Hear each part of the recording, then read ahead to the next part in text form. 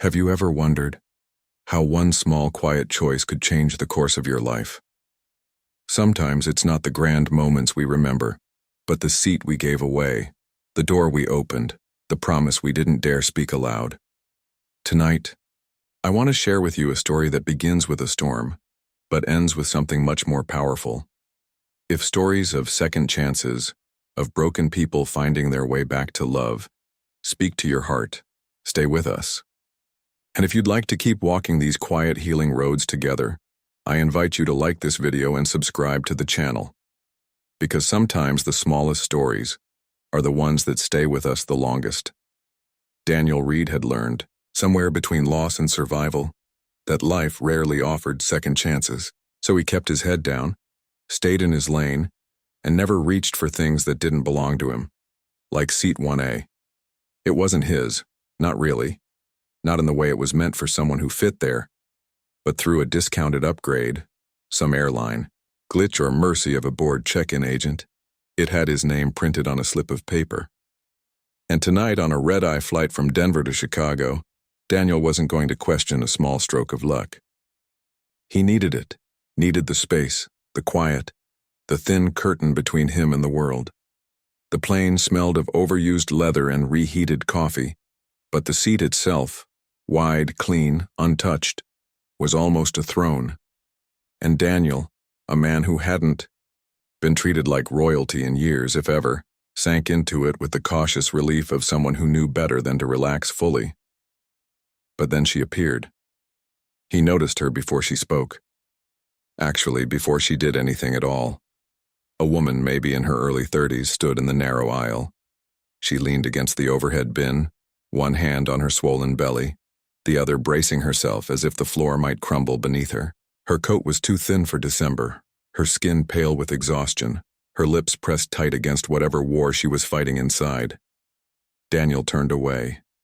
He had long since perfected the art of not seeing. He saw too much once, saw his wife in the rearview mirror the night she died, saw the hollow eyes of a man in the mirror who couldn't forgive himself. Seeing cost too much. It was easier not to. But then she shifted, clutching the edge of his seat for balance, and he caught a glimpse of her face. Soft features strained, strands of damp hair sticking to her temple, her eyes darting toward the cramped coach section like she was measuring the distance to survival. "Ma'am?" The flight attendant appeared, overly bright. "You really should be sitting. We're closing the doors." The woman swallowed hard. She fumbled, with her ticket, her fingers trembling. "It's okay," Daniel heard himself say before his mind caught up. It was not okay. It was never okay to open the door to strangers, to let yourself feel. But his voice, traitor that it was, spoke again. "You can have this seat." For a beat, the woman blinked at him like he'd spoken a foreign language. Then slowly, too proud to ask for help but too tired to refuse, she nodded. Daniel stood, grabbing his worn duffel bag from the overhead bin. "The UI." Other passengers murmured approval, an obligatory nod to chivalry. But Daniel didn't feel noble, he felt stripped. Like giving up that seat had peeled off the last layer of armor he had left.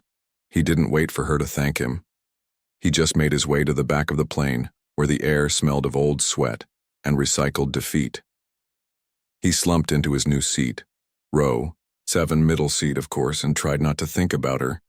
Tried not to think about anything. But when the plane lifted into the night sky, he couldn't stop himself from glancing forward. She sat in 1A now, head leaned against the window, hand on her belly, eyes closed as if pretending she belonged there, and maybe she did. Maybe some people always belonged in first class, and some, like him, were just visiting on borrowed time. Daniel leaned back, eyes burning, and told himself it was just a seat. Just a seat. He didn't know yet how wrong he was. He didn't know the woman's name was Evelyn James, didn't know she owned the plane. The airline, the sky for all he cared, didn't know she was running from a life she could no longer control, clutching her unborn child like a promise she wasn't sure she could keep. Didn't know that a winter storm would force them to land, in a town that time forgot. A town with no taxis, no hotels, no safety nets. And he certainly didn't know that the seat he gave away was just the first thing he'd lose to her. he would lose more. And in the losing, he might finally find what he'd been too afraid to want. But all of that would come later. For now, the cabin lights dimmed, the engines hummed, and Daniel sat in the shadows, eyes shut tight, pretending he hadn't just let something, or someone dangerous, into his life. Outside the window, the sky stretched black and endless, like the road he had been walking for far too long, shelter from the storm. The winter storm hit harder than anyone expected. By the time the plane touched down in the tiny regional airport, barely more than a strip of icy asphalt and a flickering neon sign. Daniel could tell things weren't going back to normal anytime soon. He sat slouched in an unforgiving plastic chair inside the small terminal, watching the blizzard swallow the world outside. There were no rental cars left. The only hotel in town had filled up fast. The crowd of stranded passengers grew restless, their faces lit by the cold glow of cell phones showing no signal. Daniel didn't panic. He'd lived through worse. He pulled his collar up against the drafty air, planning to ride the night out in his truck. Sleep there, like he'd done too many times after his life came undone. He'd made his peace with cold metal and the steady loneliness of empty parking lots. But when he caught sight of her, Evelyn, standing by the baggage carousel that refused to spin, clutching her coat tighter around her swollen belly, something in him stirred that he didn't want to name. Let someone else help her, he thought. But the someone else never came. She tried to call someone. He could see the desperation in the way she gripped her phone, willing it to connect, but no one answered. She was alone, just like him. He cursed under his breath. It wasn't his problem, not his seat anymore, not his business. But as he walked toward the exit, her eyes met his. He hated the way it cracked something inside him. She didn't ask. She didn't have to. "There's a cabin," Daniel heard himself say, voice rough from disuse. "Outside town. I was gonna stay there anyway. It's not much, but it's dry. If you want." He hated how hesitant his words sounded, like he was offering more than shelter. For a second, she said nothing. Then she nodded. It wasn't gratitude he saw in her eyes. It was exhaustion. Defeat. He led her through the snow-covered lot in silence, the wind howling like an old wound. His truck groaned to life under his stubborn hands. He cranked the heater, though he knew it wouldn't do much good. They didn't speak as they drove down the deserted back roads, the headlights cutting tunnels through the swirling white. Daniel gripped the wheel too tightly. He hadn't let anyone in his truck since. And now there was a stranger beside him, a pregnant stranger.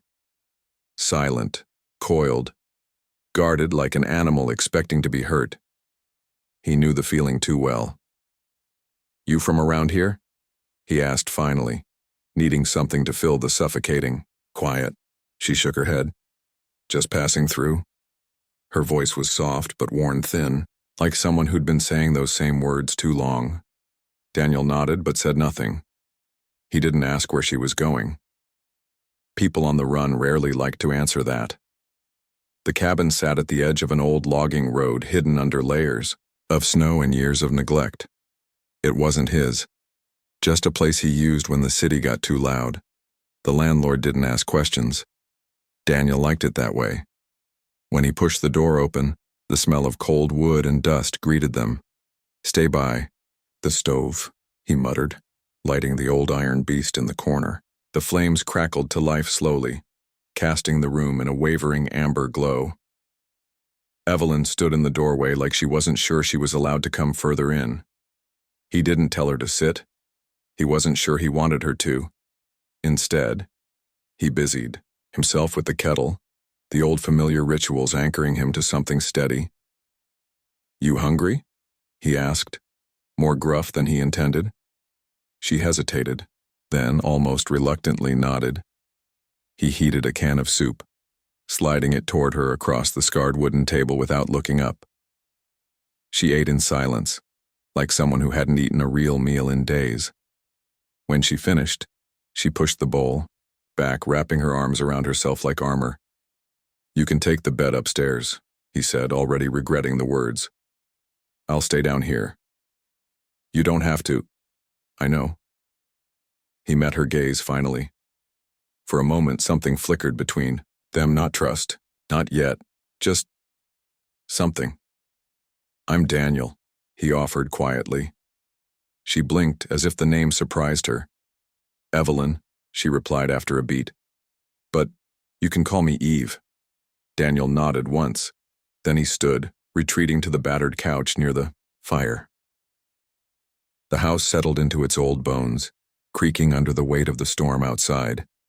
Daniel stared into the flames long after she went upstairs, the faint footsteps above him the only reminder that he wasn't as alone as he'd told himself he preferred. He told himself he didn't care why she was here. Told himself he was just giving someone a place to sleep. But as the snow thickened, against the windows and the fire dimmed, Daniel felt it in his chest like a bruise. He had opened the door, and some doors, once opened, had a way of never closing again. The house with the broken porch morning came slowly in the cabin. Gray light seeped through frosted windows, turning everything a dull silver. Daniel stirred on the couch, his back aching from the unforgiving cushions. His breath fogged in the still chilly air, though the stove had kept the worst of the cold at bay through the night. Upstairs he heard soft footsteps, the creak of old floorboards under Evelyn's careful tread. He told himself it was none of his business if she was awake or not, if she stayed or left. But when she appeared at the bottom of the stairs, wrapped in one of his old flannel shirts over her thin clothes, hair messy, eyes guarded but less hard than the night before, something in him unraveled a little. "Morning," she murmured, clutching her belly like it was both shield and anchor. Daniel grunted something close to a greeting and poured coffee into two mismatched mugs.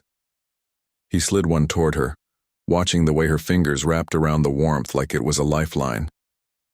Neither of them said much as they sipped in silence. Outside, the world remained locked in white.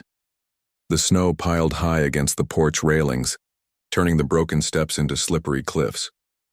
Daniel glanced toward them with mild disgust. He'd meant to fix them months ago. He hadn't.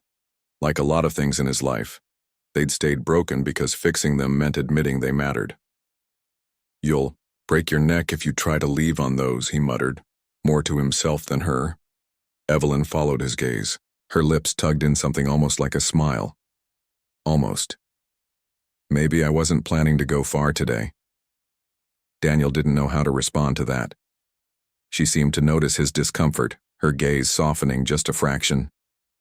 "It's nice here. Quiet."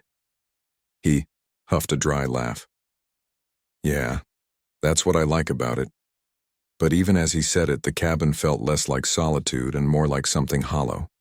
Maybe it was the way the morning sun highlighted the dust in the corners, or the way two coffee mugs on the table made the silence less peaceful and more filled with ghosts. Later, Daniel went outside to clear the snow from the walk. The cold bit through his gloves, the old shovel groaning with each load. He worked in steady, stubborn rhythms, letting the physical labor numb his thoughts. Evelyn watched from the porch for a while, bundled in her too thin coat, one hand on the splintered rail. "Let me help," she offered softly. "You shouldn't be out here," he replied without turning. "I'm pregnant, not made of glass." Her voice held a hint of steel beneath the exhaustion. It surprised him. He set down the shovel, rubbing a hand over his beard, the flakes clinging to his coat like forgotten memories. "You any good at stacking wood?" She arched an eyebrow, the corner of her mouth twitching. "I can learn." He almost smiled. Almost. They worked together in quiet companionship, the snow muffling the world to something intimate and small. She moved slower than him, but steady, her breath curling in the air like smoke. At one point, Daniel caught her pausing to run her fingers along the old wooden beam of the porch, touching it like someone memorizing the texture of safety. The sow gesture hit him harder than he expected. She didn't ask about the missing slats in the porch, the cracked windows, the patched roof, and he didn't offer explanations. They were both people who carried their ruins in silence. By mid-afternoon, the sheriff came by. Old Pete Monroe, gray mustache thick under his breath, pulled up in his rusted truck waving casually as if he hadn't noticed the stranger on Daniel's porch. "You got yourself some company, Dan," Pete drawled, leaning on the hood. Daniel said nothing. Pete studied Evelyn with a practiced eye, not unkind, just wary. She met his gaze evenly. Daniel respected that. Pete tilted his hat back. "Storm's gonna sit for a while. You need anything, you let us know." Daniel nodded stiffly. The sheriff didn't linger. But before he left, he glanced at Daniel with something like a warning laced in kindness. "Folks around here, they notice new faces. You sure she's safe?" Daniel bristled. "Safer than most." Pete held his gaze a beat longer, then tipped his hat and drove off, the snow swallowing his taillights. That night, the cabin smelled of cedar smoke and leftover stew. Daniel sat by the fire. Evelyn curled into the old rocker he hadn't used in years. He caught her writing something in a small worn notebook. He didn't ask. Some ghosts deserved to be left alone. But when she caught him watching, she didn't close the book. "Letters," she said quietly. "For the baby." Daniel swallowed, unsure what to do with that piece of tenderness she'd placed between them. "That's good," he finally said. She smiled, small and soft. "Helps me remember why I'm still fighting."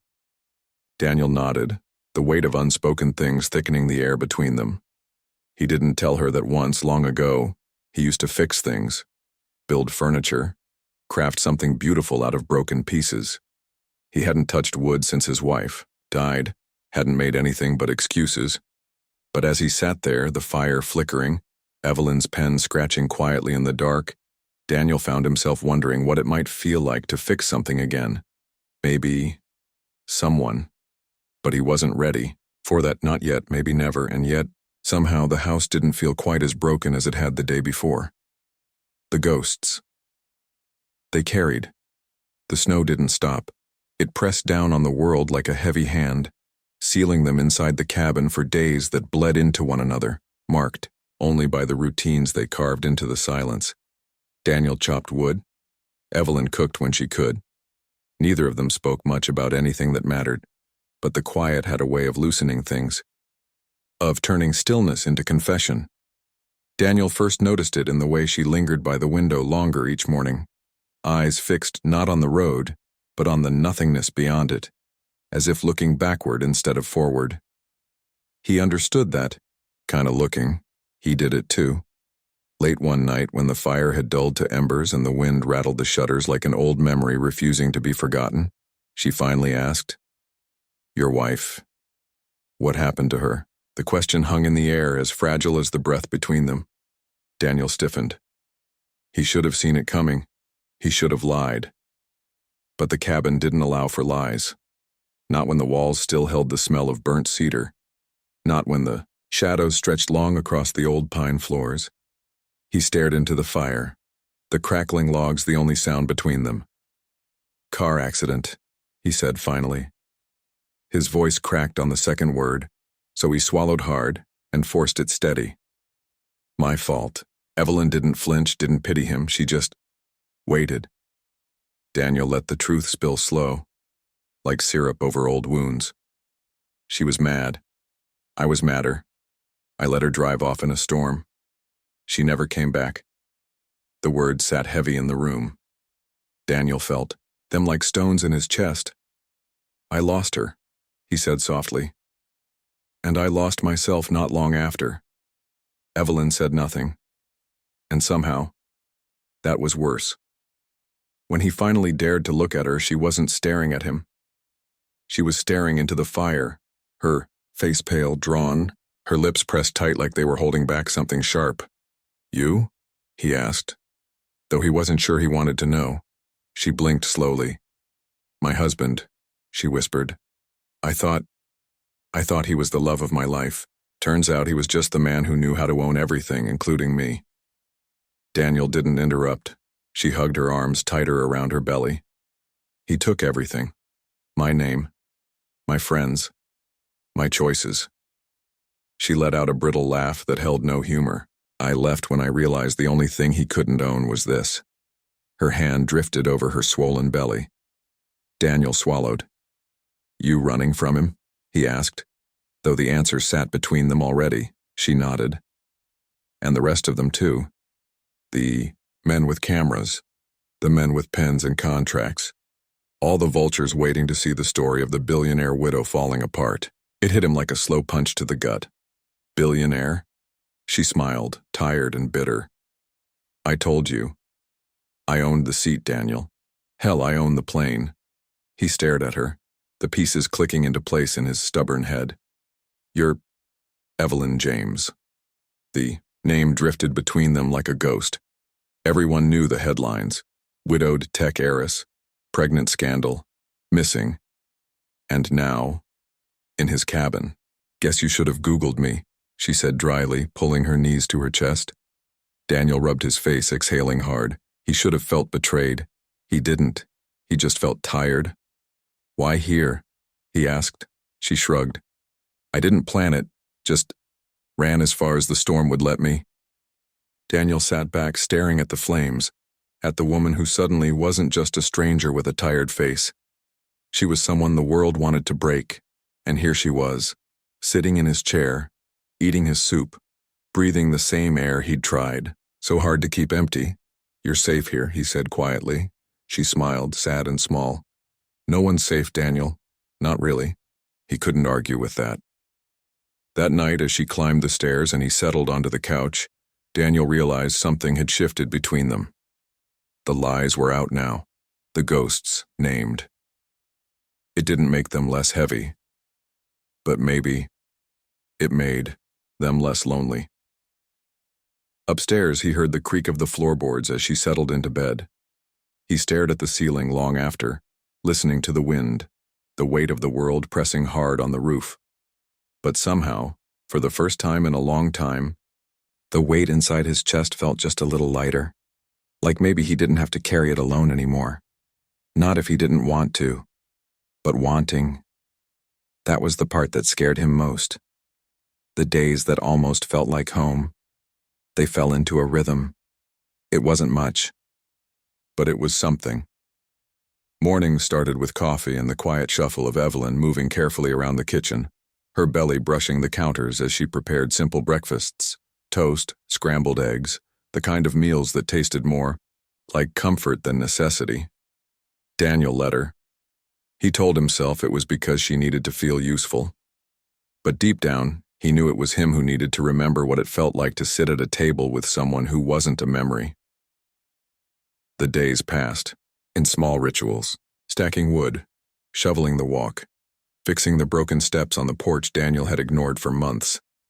She helped where she could, stubborn and graceful in the way she moved, as if reclaiming every part of herself, piece by battered piece. Daniel caught himself watching her sometimes, not the way a man watches a woman, not yet, more like a man watching something he thought he'd never see again. Hope. It scared the hell out of him. One afternoon, she sat on the old wicker chair by the window, mending one of his flannel shirts that had more holes than fabric. You don't have to do that, Daniel said, pretending to fix the latch on the wood stove. She glanced up, soft amusement in her eyes. I know. That was it.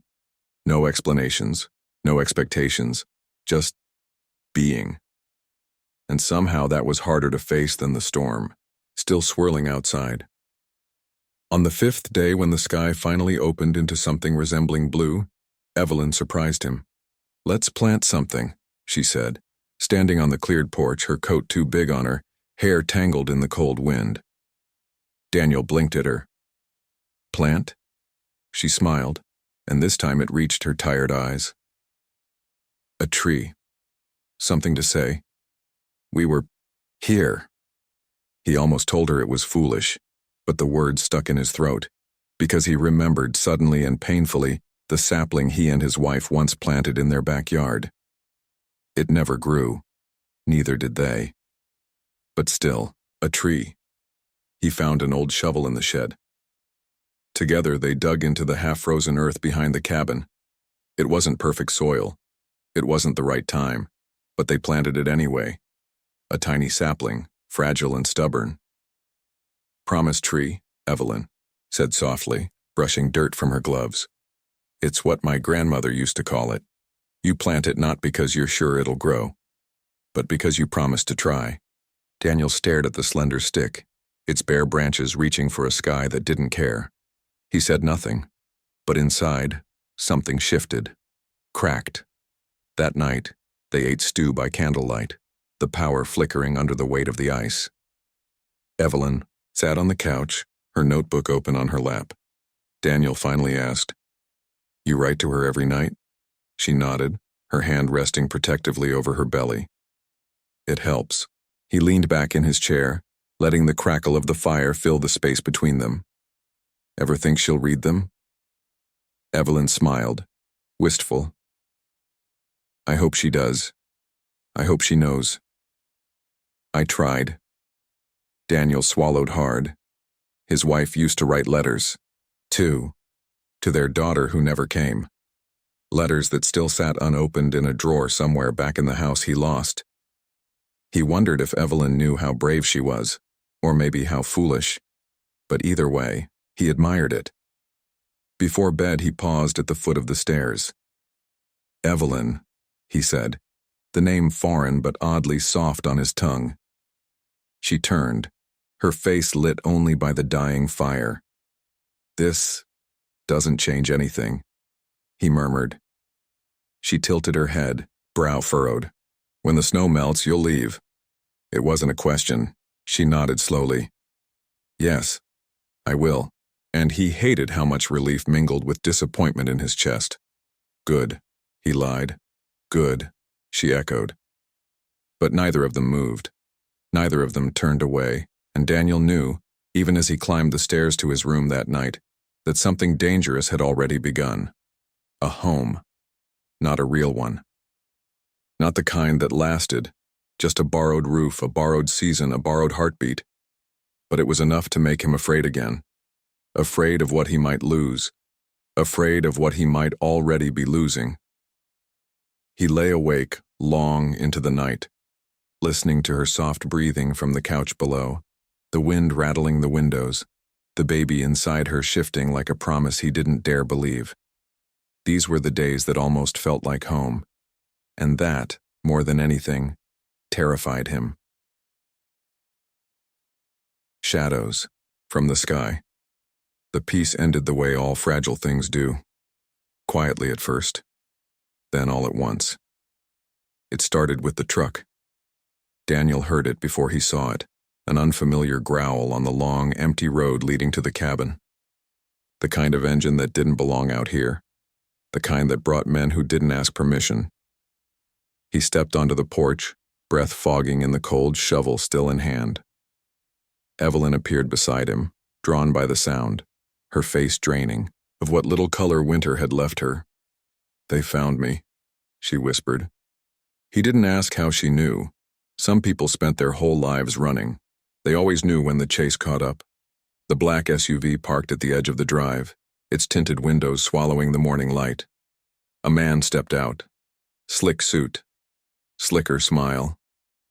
Daniel had seen men like him before. Once, in a courtroom. Once, in a hospital room where they told him all the things he couldn't fix. "Ms. James," the man called, voice smooth as oil. "Time to come home." Evelyn stood rigid, her breath coming in short, uneven bursts. Daniel stepped in front of her before. He thought twice. "This is private property," he growled. The man smiled wider, ignoring him completely. "You don't want to make this harder than it has to be." Daniel's hands clenched at his sides.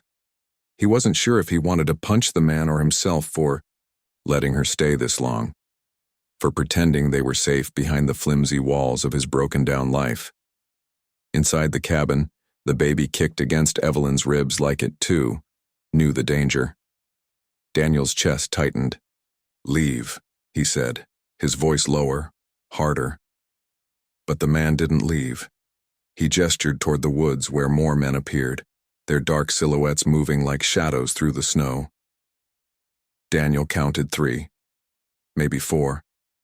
Not enough to take her by force in the city. But out here, they only needed the cold and the threat of it. "You have no right," Daniel snarled. "I have all the rights, Mr. Reed," the man replied, pulling a folded document from his coat. "Signed by the courts. Custody, guardianship. You see, Ms. James is mentally unstable. Unfit." Evelyn's breath hitched. Daniel didn't look at the paper. He didn't need to. It didn't matter. He stepped off the porch, boots crunching in the snow. "You want her?" he said, his voice shaking with something he hadn't felt in years. "You go through me." The man smirked. "Really, Mr. Reed? A washed-up mechanic playing hero?" Daniel let the words hit him. Let them settle in his bones where every other insult, every other regret already lived. "You think I'm afraid of you?" he said quietly. Because he wasn't. Not anymore. Not of men like this. Not of the cold. Not of losing. He'd already lost everything once. What scared him now was the idea of losing her. Losing them. He wouldn't survive it twice. "You want to take something from me?" he said, stepping closer, fists clenched. "You better be ready to bleed for it." For a moment, no one moved. The snow fell heavier now, thick and suffocating. Daniel stood in it, the storm soaking into his clothes, his skin, his scars. And for the first time in too damn long, he felt alive. The man adjusted his tie, annoyance flickering behind his polished exterior. "We'll be back," he said finally, signaling his men to retreat. With more than papers. They left in silence. But Daniel knew it wasn't over. Evelyn stood on the porch, her body shaking, her arms wrapped around herself like she could hold herself, together. Daniel joined her, his breath ragged, his heart thundering in his chest. "I'm sorry," she whispered. He shook his head. "Don't. You don't have to do this. I know." He met her gaze, letting her see the raw, unspoken things he'd buried since the day his wife died. "I'm not letting them take you," he said. "Even if it costs you everything?" He swallowed hard.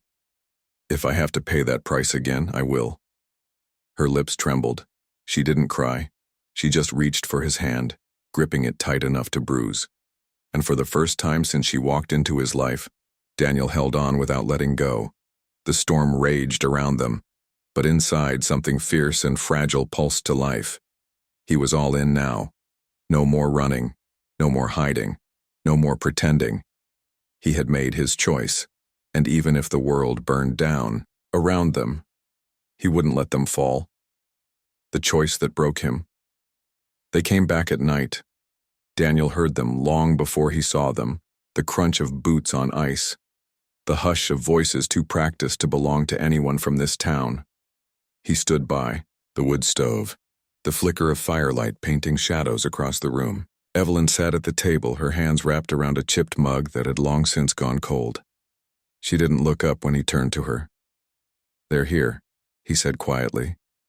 She nodded, as if she'd been waiting for it. Daniel crossed the room, pausing by the battered kitchen drawer. His hand hovered over the old revolver inside. He hated guns, hated what they did to people, what they'd done to him. But tonight, he didn't hesitate. "You don't have to do this," Evelyn whispered. He met her gaze, steady now, anchored by something deeper than fear. "Yes," he said softly. "I do." She shook her head, tears welling in her eyes. "This isn't your fight, Daniel." He stepped closer, cupping her face in his calloused hands, his touch trembling but sure. "It is now." He swallowed the lump rising in his throat. "You don't get it, Eve. I've spent years hiding from everything. From people. From pain. From myself." His voice cracked, but he kept going because there was no turning back now. "I told myself it was safer that way, that if I didn't let anyone close, I couldn't lose them. But I lost everything anyway." Her tears spilled over. He brushed them away with his thumb, his own eyes burning. "If I have to stand in front of that door tonight and lose everything, again, I'll do it." He pressed his forehead against hers. their breath mingling in the small broken kitchen that had become their world. "Because I finally realized something," he whispered. "You were never the danger. It was the hope you brought with you that scared me." A sob escaped her lips, and she clung to him like he was the only solid thing left. He kissed her then, soft, desperate. Not a promise, just now. And now was all they had. When he stepped outside, the night swallowed him whole. The men stood at the edge of the clearing, their headlights cutting through the dark like knives. The man in the suit, Langley, she'd finally told him his name, waited in the center, a smug silhouette in the glow. "You don't learn, do you, Mr. Reed?" Langley called, his voice carrying too easily in the stillness. Daniel leveled the revolver at the ground between them. He wouldn't shoot unless they made him. He wasn't that man anymore. "You come any closer, I will make you regret it," Daniel warned, his voice cold steel now. Langley chuckled. "You're one man against the world, Reed. You don't win this." Daniel took a slow step forward. "I don't care about winning," he said. "But I'm not letting you take her." Langley sneered. "You think you're her savior? You're nothing. Just some broken-down failure playing house." Daniel smiled, something sharp and dangerous in the curve of his lips. "Maybe," he said. "But she's not leaving with you." Langley signaled his men forward. Daniel cocked the gun. "One more step," he warned. The men paused. Langley cursed under his breath. Behind him, Daniel heard the flicker of lights. Headlights. More cars. But these weren't Langley's men. They were old trucks. Rusted. Familiar. Sheriff Monroe stepped out. First, his weathered face grim under the brim of his hat. "You bring your war to my town, Langley?" the sheriff drawled. Langley froze, the smugness slipping from his features. "You don't want this fight, Sheriff." Monroe spat into the snow. "No, but it looks like I got it anyway." One by one, the townspeople appeared. Mrs. Mayfield from the bakery, the old carpenter from the feed store, a handful of others Daniel hadn't talked to in months, maybe years. They stood behind him, silent but solid. Daniel blinked, stunned. He hadn't asked for this, but they came anyway. Langley's face twisted. "This is obstruction." "No," Monroe said, his hand resting casually on his holster. "This is community." Langley cursed again, backing toward his car. "You'll hear from my lawyers." "Let 'em call," Monroe said with a shrug. Langley disappeared. Into the dark, his men following like shadows fleeing the sunrise. Daniel stood there breathless, the revolver heavy in his hands, the weight of the moment heavier still. When the headlights faded, when the snow swallowed their tracks, Daniel turned. The townspeople nodded at him. Quiet, respectful. They didn't say much. Didn't have to. They left as quietly as they came. But Daniel knew what they'd given him tonight. A choice. And this time, he chose to stay. Inside, Evelyn sobbed into his chest, her body trembling with relief and fear and something rawer than either. Daniel held her like he'd never held anyone since the night the world ended. And in that moment, Daniel Reed wasn't a man running anymore. He was a man who had chosen to fight for something worth bleeding for her, for them, for the life he finally wanted, no matter the cost. Ashes of what was, it happened just before dawn. Daniel woke to the sharp, acrid smell of smoke. At first, his groggy mind tried to reason it away. Maybe the old stove had flared. Maybe he'd forgotten to bank the fire.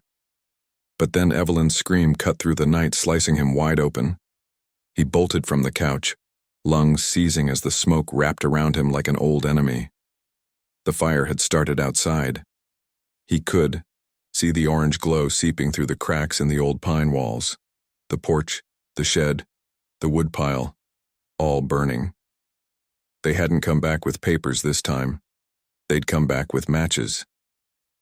Daniel yanked the front door open, the wave of heat driving him back. Flames licked up the sides of the house, devouring the porch he'd finally repaired, the walls he'd finally let feel like his own again. The promise tree. His heart clenched. He stumbled outside, but the small sapling was already a blackened silhouette, its fragile branches curling into smoke. Evelyn appeared behind him, coughing, her face streaked with soot and fear. "The baby," she gasped. He grabbed her arm, dragging her into the snow, into the open, into the cold that seared his skin like penance. They watched it together. The cabin, the home they tried to pretend they had, reduced to nothing but ash and smoke. Daniel fell to his knees. All the fight drained from him, all the hope. He buried his face in his hands, the weight of it breaking him in places he didn't know were still breakable. "I'm sorry," Evelyn whispered, kneeling beside him, her voice raw, ragged. "I'm so sorry, Daniel." He couldn't look at her, couldn't stand to see the ruins of everything reflected in her eyes. He failed. Again. He failed. Sheriff Monroe came. At sunrise, his old truck skidding to a stop in the clearing that smelled of wet ash and broken promises. He didn't ask what happened, didn't need to. "Town's got a shelter," he said softly, removing his hat. "You two can stay there. For now." Daniel didn't answer. He just stared at the blackened outline of the house, the hollow space where the tree once stood. Evelyn touched his shoulder. He flinched. "I can't do this, Eve," he choked. I'm not strong enough." "You are," she said, her voice a broken thing trying to mend itself. "You're still here, Daniel, that's strong." But he didn't feel strong. He felt like the boy who let his wife drive away that night. Like the man who couldn't save the house or the tree or the tiny slice of a life they tried to build. He sat there numb as the sheriff's men put out the smoldering embers, as the townspeople gathered at the edge of the woods, silent, somber, their faces pale and worn. They would help, Daniel knew. They would bring blankets, food, a roof over their heads. But no one could rebuild what had burned inside him. That night in the back corner of the town shelter, Daniel sat on the floor, his head in his hands, listening to Evelyn's soft breathing as she slept on the cot beside him. He held the charred remains of the promise tree in his hands, a single blackened branch, a funeral, a reminder. "You tried," Evelyn whispered from the dark. Daniel closed his eyes. It wasn't enough. Her hand found his in the shadows. "It was," she whispered. "You stayed. You fought. That's enough, Daniel." He didn't answer, didn't believe her. But when she leaned into him, resting her head against his shoulder, he didn't pull away. Because even in the ashes, in the quiet, suffocating dark, Daniel realized something he didn't want to name. He hadn't lost everything. Not yet. And maybe, just maybe, he wasn't done fighting. Not if they still had breath.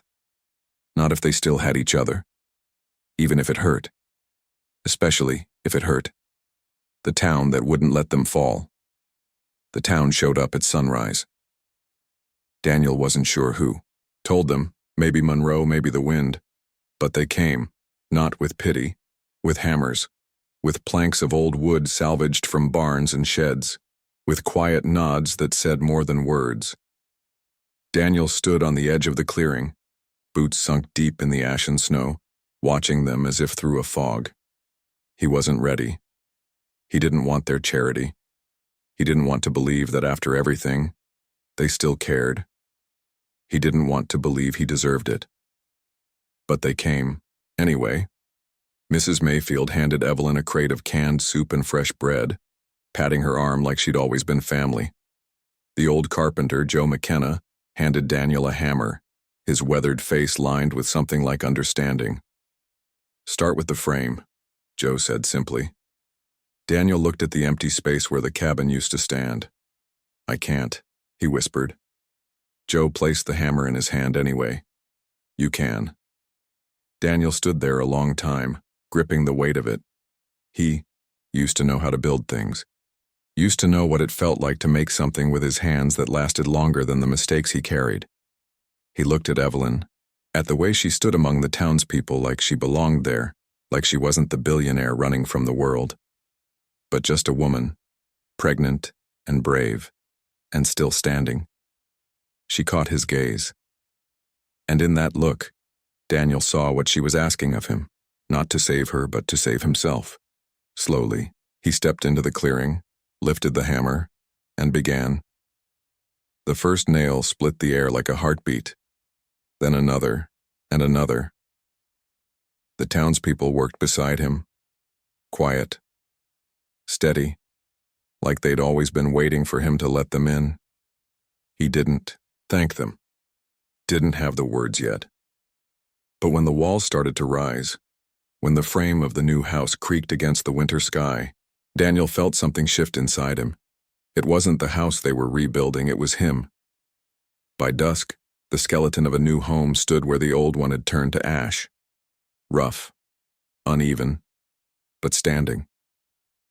Daniel wiped the sweat from his brow, his breath misting in the cold air, his hands blistered and raw.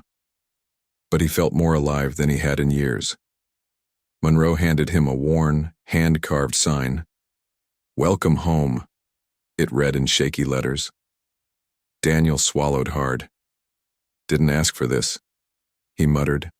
Monroe grinned. "Doesn't matter. Sometimes the house asks for you." Evelyn appeared at his side, sliding her arm through his, her face flushed, eyes shimmering. "I told you," she whispered. "You're stronger than you think." He let out a long breath, leaning into her warmth. "You scare me," he admitted, his voice thick, rough. She smiled softly. "I scare myself." They stood there together, watching the chaos. Lights flickered to life inside the unfinished house, the townspeople laughing, sharing stew, their breath rising like prayers into the darkening sky. Daniel looked down at her hand in his. It fit, like it had been waiting for his all along. He brushed, his lips against her hair, his voice a hush only for her. "I don't know how to promise forever," he whispered. She turned, her forehead resting against his chest. "Me neither." Her fingers curled into his jacket, holding tight. "But maybe we can promise today." Daniel exhaled. "Yeah," he said. "Today." That night, under the stars, Daniel found the charred remains of the old promise tree. He dug into the frozen earth with bare hands, Evelyn kneeling beside him, her belly pressing against his side. Together, they planted a new sapling, smaller than the last, but stubborn. Daniel pressed the dirt down gently, his hands trembling. "You think it'll grow?" Evelyn asked, her breath warm against his cheek. He smiled, soft and weary. "I think we will." And in that moment, Daniel Reed, who had lost everything once, who had chosen to live behind broken doors and boarded up hearts, realized something simple. He was home. Not because of the house, not because of the town, because of the choice. The choice to stay, to fight, to build, again, and again. As many times as it took, for her, for the baby, for the man he was finally ready to become, the seat that was always waiting. Spring came late to the town. The snow lingered in stubborn patches along the roadside. The air still held the sharp bite of winter, but the earth beneath it whispered of something softer, something alive. Daniel stood on the porch of the new house, the smell of sawdust and pine still fresh in the air. The boards creaked under his boots, but he didn't mind. He built them that way, strong enough to hold, even when they groaned under the weight of what had come before. Evelyn stood beside him, her hand resting on her belly. "She's coming soon," she said softly. Daniel nodded, his hand brushing against hers. "I know." They stood, there in the quiet, watching the town drift back into its slow rhythms. The bakery reopened. The feed store buzzed with the chatter of spring plantings. The sheriff still parked in his usual spot, sipping bitter coffee from a cracked thermos. Life, Daniel realized, didn't stop for grief. It didn't pause for the burned-out shells of old cabins or broken men. It moved on. And for the first time, he was ready to move with it. Evelyn turned to him, a faint smile playing at the corners of her lips. "You never asked me to stay." Daniel met her gaze, steady now, the fear no longer hiding in the cracks of his voice. "Didn't have to," he said. She smiled wider. "No, you didn't." They walked together to the back of the house where the new promise tree stood. Its tiny leaves shimmered in the breeze, delicate but determined. Daniel set a handmade wooden chair beneath it, the first piece of furniture he'd built since the fire, since before his world unraveled. He ran his hand over the smooth grain, the curves of the arms, the imperfections he'd left on purpose. Evelyn traced the wood with her fingertips. "It's beautiful," she whispered. "It's ours," Daniel corrected gently. She sat down, her body settling into the chair like it belonged to her, to them.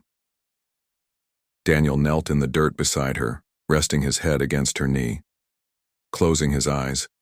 As the wind moved through the leaves above them, they didn't speak for a long time. They didn't have to. The silence between them was no longer filled with ghosts. Only breath. Only warmth. Only now. Evelyn's hand found his hair, soft, trembling. "You still scared?" she asked. Daniel smiled into the fabric of her jeans. "Yeah," she laughed, quiet and beautiful. "Me too." They stayed like that as the sky blushed pink with sunset. Maisie from the bakery arrived later, bringing blankets, pie, and the easy chatter of someone who didn't see them as broken people anymore, but as neighbors, family. That night, under the faint glow of the porch light, they sat together around the old table Daniel had rebuilt, plank by plank. The townspeople gathered, filling the house with laughter, stories, the kind of warmth that made walls feel like home. Daniel sat at the head of the table, Evelyn at his side, her hand resting over his, grounding him. He looked around at the faces once unfamiliar, now impossibly familiar. People who had seen him at his worst and stayed. People who chose him when he couldn't yet choose himself. Later, when the house quieted and the town settled into the hush of night, Daniel walked with Evelyn to the promise tree. They stood under its fragile branches, the leaves rustling like a lullaby. She leaned into him, her breath warm against his collarbone. "You ever think," she whispered, "that the seat you gave up on that plane was always waiting for you here?" Daniel swallowed hard, the truth of it, cutting deeper than he expected. "It wasn't just a seat," he said quietly. "It was everything I didn't think I deserved." Her fingers laced with his. "But you do, Daniel. We both do." He pulled her close, resting his forehead against hers, their breaths mingling in the cool spring air. "I can't promise forever," he whispered, the words breaking on the edges of his fear. She smiled, soft and sure. "Then let's promise today." He nodded. "Yeah," he breathed. "Today." And under the tree, with the house behind them, the town around, them and the life they'd chosen together pulsing between them, they made the only promise that mattered. To stay, to hold on, to choose each other every day.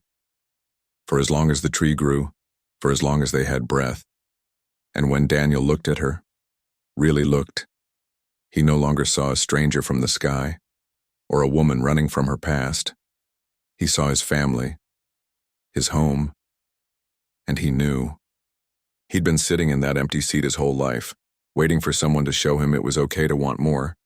And now that she had, he wasn't ever letting go. Not this time. If this story touched something inside you, I invite you to stay a little longer with us. Because sometimes, the quietest stories are the ones that stay with us the longest. And every day is a new chance to choose love, to rebuild, to plant a promise.